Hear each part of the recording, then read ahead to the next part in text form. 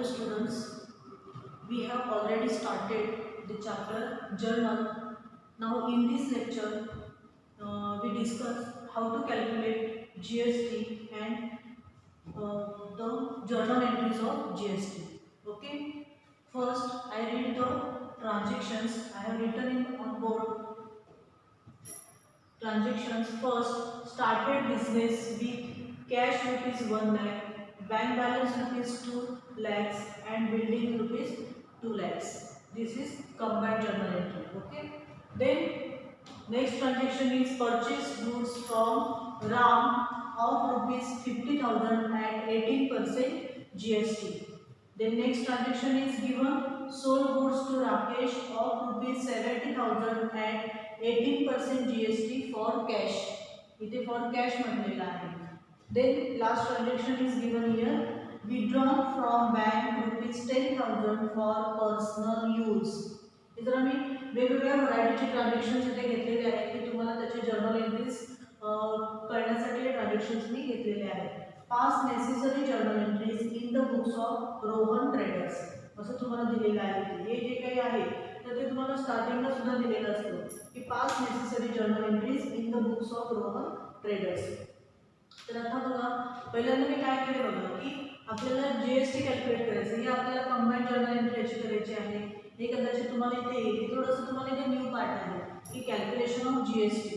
हे जीएसटीचं कॅल्क्युलेशन करायचं आणि मग त्याच्या जर्नल एंट्रीमध्ये त्याचे जर्नल एंट्रीज प्रिपेअर करायचे. तर पहिल्यांदा आपण काय करूया, वर्किंग नोट मी करून दाखवलेली आहे ते बोर्डवरती. बघा सगळ्यांनी वर्किंग नोटचं हेडिंग दिलेलं आहे. कॅल्क्युलेशन ऑफ जीएसटी म्हटलेलं आहे. जे थर्ड नंबरला जे ट्रान्झॅक्शन दिलेले आहे इथे मी लिहिते थर्ड नंबरचं जे ट्रान्झॅक्शन आहे तर त्याचं मी इथे वर्किंग नोट केलेले आहे. कॅल्क्युलेशन ऑफ जीएसटी अमाऊंट किती आहे, purchase of goods from Ram rupees 50,000.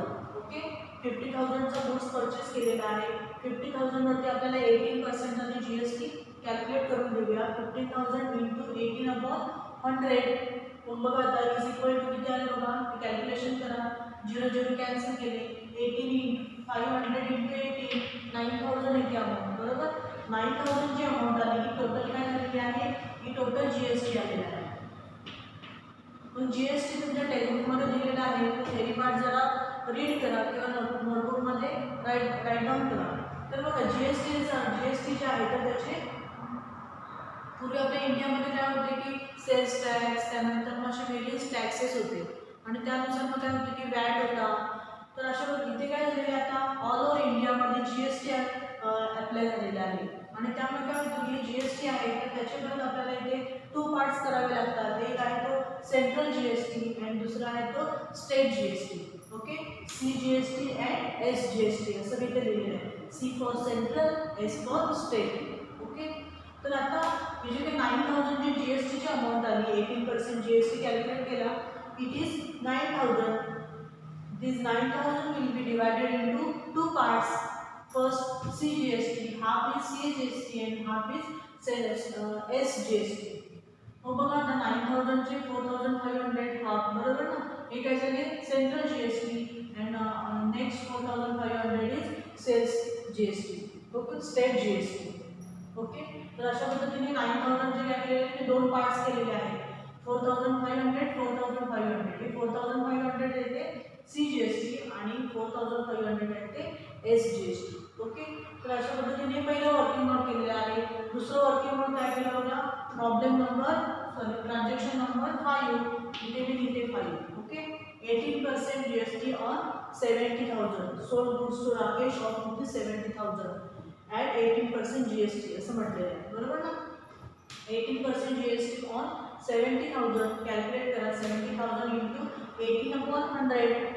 Calculation तुम्हाला 10 पर्यंत झालेलं आहे पर्सेंटेज काढायचं. बघा हे 0 0 मायनस केले. 700 इंटू 18 किती आले 126. सॉरी 12,600 किती आले 12,600 इथून हे टोटल जीएसटी आलेलं आहे.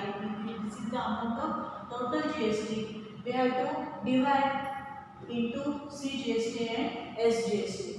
6,300 is sales central GST and 6,300 is state GST. तर अशा पद्धतीने इथे मी वर्किंग नोट आधी करून घेतलं. ओके, तर आता आपलं जर्नल एंट्रीज करणं एकदम सोपं आहे. पहिलं ट्रान्झॅक्शन बघूया. Started business with cash rupees 1 lakh, then bank balance rupees 2 lakhs and building rupees 2 lakhs. Okay, started business असं जेव्हा येतं तेव्हा काय आपण म्हणायचं आहे की कॅपिटल म्हणून ते आणलं आहे. ओके, मग पहिल्यांदा बघूया. Cash comes in the business. Cash is real account. What is the rule of real account? Debit the receiver, credit the debit what comes in, credit what goes out. Real account चा rule काय होतो? Debit what comes in, credit what goes out. आता cash comes in म्हणून cash account debit 1 lakh. Then bank is also bank balance. It is bank balance, not only bank. Particular bank is not given. Bank balance is given. That's why it is real account and bank balances comes in the business. That's why bank account debit 2 lakhs.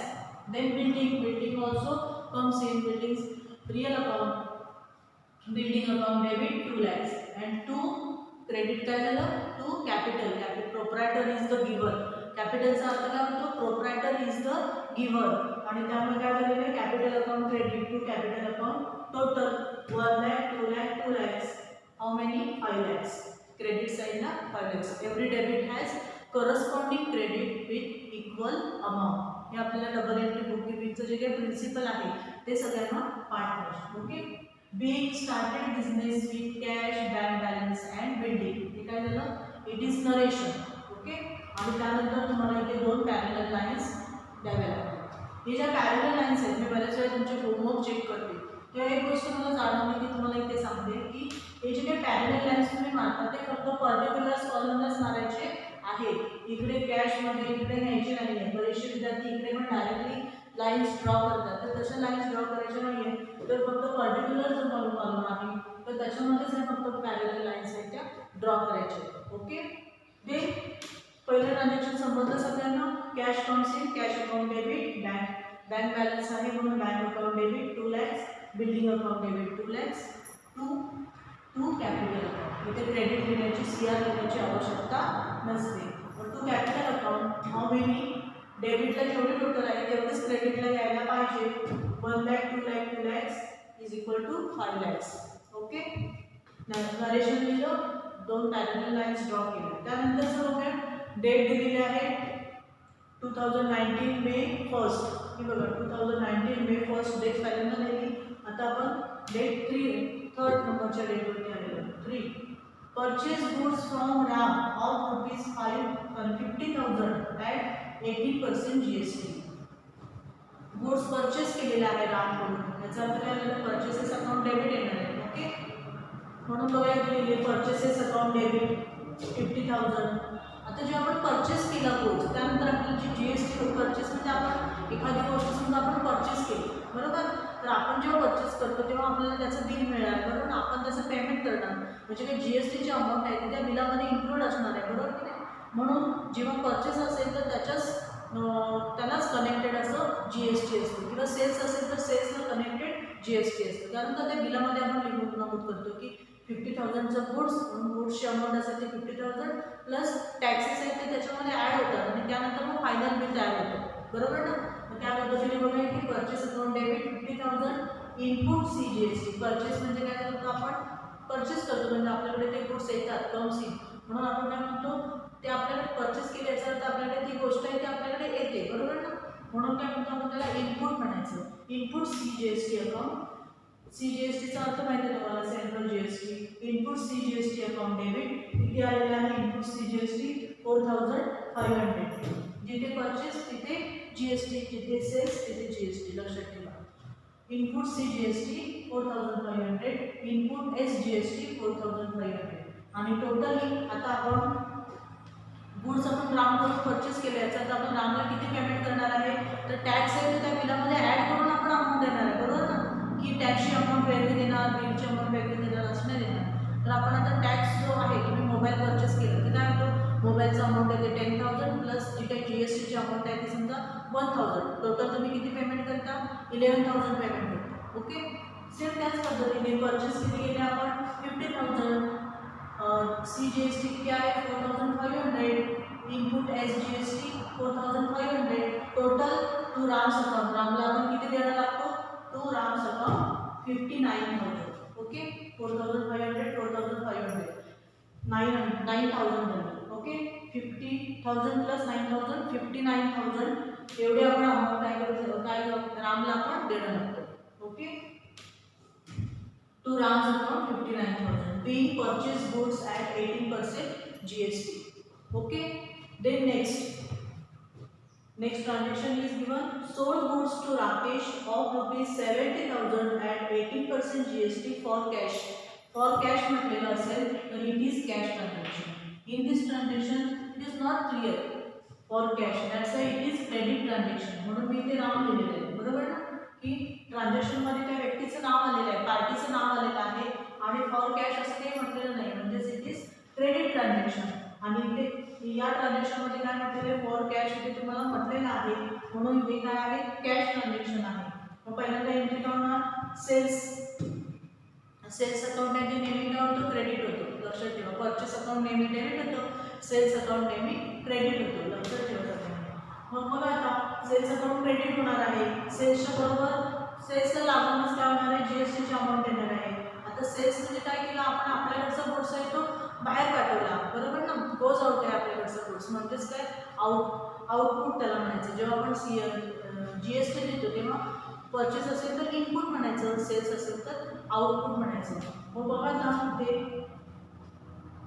Cells credit झालं GST आहे ते पण credit होणार आहे आणि मग debit काय होणार आहे तर कॅश बरोबर ना कॅश कम्स इन सेल्स केल्याच्यानंतर आपल्याकडे कॅश येणार आहे म्हणून कॅश कम्स इन म्हणून कॅश अकाउंट डेबिट 82,000 आधी अमाऊंट आहे ती कॅश द्यायची नाही ती तशीच ठेवायची आधी काय करायचं आपण सेल्सची अमाऊंट किती आहे ती बघूया सेल्स कितीचे दिलेले 70,000 to sales account 70,000 to output CGST account 6,300 हे 6,300 कुठून आले तरी बघा इथे आपण कॅल्क्युलेशन केलं बरोबर ना 12,600 GST आलं होतं 18% त्याचे परत 2 पार्ट्स केलेले आहेत 6,300 6,300 सेंट्रल GST स्टेट GST आता हे आपण याचं स्पष्ट केलेलं आहे to sales account 70,000 to output CGST 6,300 to output SGST 6,300 आता टोटल आपल्या सेल्सची अमाऊंट किती झाली तर 70,000 plus 6,300 plus 6,300 total is 82,600 to cash account debit 82,600 every debit has corresponding credit with equal amount हे प्रिन्सिपल आहे डबल एंट्रीचं ते सगळ्यांनी व्यवस्थितच लक्षात ठेवायचं मग बघा आता इकडची क्रेडिटची टोटल आहे तेवढीच डेबिटची टोटल आपल्याला इथे आपण लिहिली आणि आपली जर्नल एंट्री इथे कंप्लीट झाली नरेशन देऊया main goods sold to Rakesh for cash at 18% GST okay ते backdrop parallel lines then last transaction is मी मुद्दामच हे ट्रान्झॅक्शन घेतले बऱ्याच वेळेला विद्यार्थी जेव्हा एक्झाममध्ये मी हे ट्रान्झॅक्शन टाकते किंवा बऱ्याच वेळा विद्यार्थी ते चुकीचं करतात किंवा रॉंग होतं त्यांचं तर काय होतं ते बघा withdrawn from bank rupees 10,000 for personal use underline केलेले पर्सनल यूजला पर्सनल यूजचा अर्थ काय होतो मी तुम्हाला आधी स्टार्टिंगला सांगितले की तुमचे जे टर्म्स आहेत अकाउंट्समधल्या तर त्या व्यवस्थितच करा कारण का पर्सनल यूज म्हणजेच काय तर drawings what is the meaning of drawings anybody can tell yes what is the meaning of drawing The amount or assets withdrawn by the proprietor for personal use from the business is called drawings. बघा ड्रॉइंगची तुम्हाला meaning येते का तर drawing म्हणजे काय तर जेव्हा बिझनेसमधून partner जे किंवा प्रोप्रायटर आहे तर ते काय करतात गुड्स किंवा असेट्स काही जेव्हा स्वतःच्या यूजसाठी पर्सनल यूजसाठी घेतात बिझनेसमधून घेतात तर त्याला काय म्हणतात पर्सनल त्याला ड्रॉइंग्स म्हणतात म्हणून पर्सनल यूज म्हणजेच काय इथे ब्रॅकेटमध्ये मी लिहिते ड्रॉइंग्स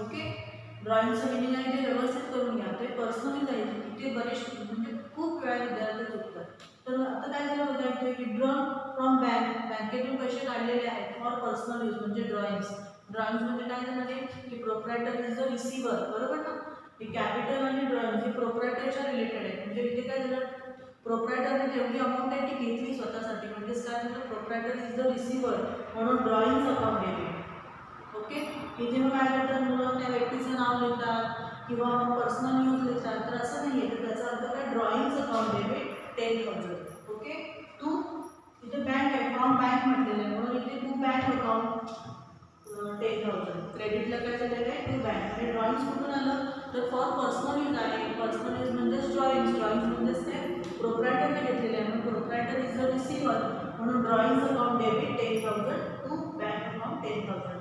नरेशन दिलेले आहे the cash withdrawn from bank for personal use. Okay.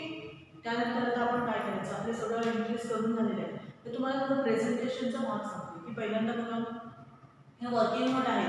तर वर्किंग नोट आता व्यवस्थितच करायचे. हे तुम्ही बॅक साईडला नोटबुकच्या बॅक साईडला मुलं करतात आणि मग ते अमाऊंट लिहितात. तर अकाउंटमध्ये असं बॅक साईडला करण्यापेक्षा ते तुम्ही प्रॉब्लेमच्या तिथेच जर का वर्किंग नोट जर व्यवस्थितपणे जर का दाखवली तर ते तुम्हाला अधिक चांगलं प्रेझेंटेबल होतं. ओके. आणि ज्यांना 90 मार्क्स किंवा अबव 90 मार्क्स मिळवायचे असतील अकाउंट्समध्ये तर त्यांना हे असं वर्किंग नोट वगैरे दाखवावंच लागतं.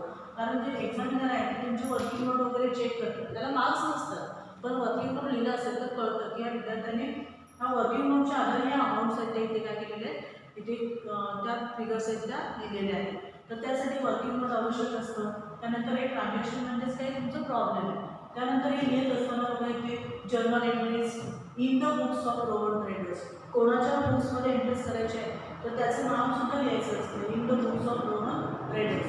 इथे काही जर्नलला काही डेबिट क्रेडिट असं दोन साईड्स नसतात. तर इथे पहिल्या कॉलम असतो डेट, त्यानंतर पर्टिक्युलर्स, एल म्हणजे काय लेजर फोलिओ. ही जी जर्नल एंट्री आहे ती परत आपल्याला कुठे पोस्टिंग करायची असते तर लेजरमध्ये त्याचं पोस्टिंग करायचं असतं. आता आपल्या जर्नलच्या नंतरचा जो टॉपिक आहे हा चॅप्टर नंबर 3 आहे. ओके. हा 3 नंबरचा टॉपिक आहे जर्नल. त्यानंतरचा 4 नंबरचा जो टॉपिक आहे तो कोणता आहे तर लेजर. तर आता हे जर्नल एंट्रीचं पोस्टिंग आपल्याला लेजरमध्ये करायचं असतं. लेजर अकाउंट बनवायचे असतात. मग त्यासाठी आपण ह्याचं रेफरन्स म्हणून आपण इथे एल लिहायचं असतो. ॲक्च्युअलमध्ये इथे काय लिहायचं नाही, इथे ब्लँक ठेवायचं तुम्ही. त्यानंतर डेबिट अमाऊंट आणि क्रेडिट अमाऊंट. आता बऱ्याच वेळा विद्यार्थी चुकतात कुठे ते पण सांगते की कॅश अकाउंट डेबिट लिहितात आणि अमाऊंट लिहितात क्रेडिटच्या कॉलममध्ये. बरोबर ना. कॅश अकाउंट डेबिट आहे म्हणजे डेबिटच्या कॉलममध्ये अमाऊंट लिहायला पाहिजे, पण बऱ्याच वेळेला काय होतं की क्रेडिटच्या कॉलममध्ये लिहितात. अगदी घाई असते मुलांची. हे काय करायचं तुम्ही लक्षात ठेवायचं प्रॉपर. डेबिटच्या कॉलममध्ये डेबिटची अमाऊंट लिहायची, क्रेडिटच्या कॉलममध्ये क्रेडिटची अमाऊंट लिहायची. ओके. आणि त्यानंतर ह्या दोन्ही जे काही कॉलम्स आहेत डेबिट अमाऊंट आणि क्रेडिट अमाऊंट या दोघांचे वर्कआउट काय व्हायला पाहिजे तर टॅली व्हायला पाहिजे. ओके. आणि जर का टॅली झाली तर तुमची जर्नल एंट्री आहे ती बरोबर आहे. मी याच्यावरून तुम्हाला ते आउट ऑफ मार्क्स म्हणू शकतो. आता तुम्हाला हे 11वीचं सांगितलं. 12वीमध्ये पण सेम. 12वीला तुम्हाला बरेचसे प्रॉब्लेम्स आहेत तर तिथे तुम्हाला जर्नल एंट्रीज करावे लागतात. मी ह्या जर्नल एंट्रीज करत असताना तुम्हाला ते प्रॉपर करावे लागतात. लेजर अकाउंट्स प्रिपेअर करायचे असतात आणि त्या लेजर अकाउंट्समधून तुम्हाला जर्नल एंट्रीज बनवायचे असतात. तर जर्नल हा जो टॉपिक आहे हा तुमचा 11वी आणि 12वी या दोन्ही क्लाससाठी सुद्धा खूप इम्पॉर्टंट आहे. आणि जर्नल म्हणून तुम्ही काय करा आता फार असं पुढे न धावता काय करा आधी जर्नलवरती कॉन्सन्ट्रेट करा. जर्नलचे सगळे प्रॉब्लेम सॉल्व्ह करा. त्याच्यामध्ये आता GST तुम्हाला सांगितलं आहे. त्यानंतर कॅश डिस्काउंट ट्रेड डिस्काउंटसाठी तुम्हाला बॅक आधीचं जो लेक्चर घेतलं होतं बरोबर ना. आपल्या लेक्चर जे तुम्हाला रेकॉर्ड करून पाठवलं त्याच्यामध्ये मी तुम्हाला कॅश डिस्काउंट आणि ट्रेड डिस्काउंटबद्दल सांगितलं. तरी इथे तुम्हाला सांगते की कॅश डिस्काउंट आहे it is recorded in journal. ते बुक्स ऑफ अकाउंट्समध्ये त्याची एंट्री दाखवायची कॅश डिस्काउंटची. But trade discount is never recorded in books of accounts. त्याचे ट्रेड डिस्काउंटचे कुठेही जर्नल एंट्रीमध्ये रेकॉर्डिंग होत नाही. फक्त तेवढं आपल्याला डिडक्शन करून जे अमाऊंट आहे ती आपल्याला लिहावी लागते. इथं मला मागच्या लेक्चरमध्ये मी सांगितलेले आहे. तर हे डिस्काउंट GST आणि कंबाईंड एंट्री. ओके. तर याच्यावरती जास्त भर द्या. जे सिम्पल एंट्रीज आहेत ते तुम्हाला कळणार आहे बरोबर ना. For example drawing account debit to bank हे तुम्हाला इझिली ते फाइंड आउट करता येते. तर फॉर पर्सनली जसं जेव्हा विचारलेलं असेल तेव्हा नेहमी लक्षात ठेवा it is drawings. Okay. And started business असं जेव्हा दिलेलं असेल तर इट इज कॅपिटल. हे नेहमी लक्षात ठेवा. बाकी तुम्हाला याच्यामध्ये काही कठीण असं वाटणार नाही. ओके. थँक्यू.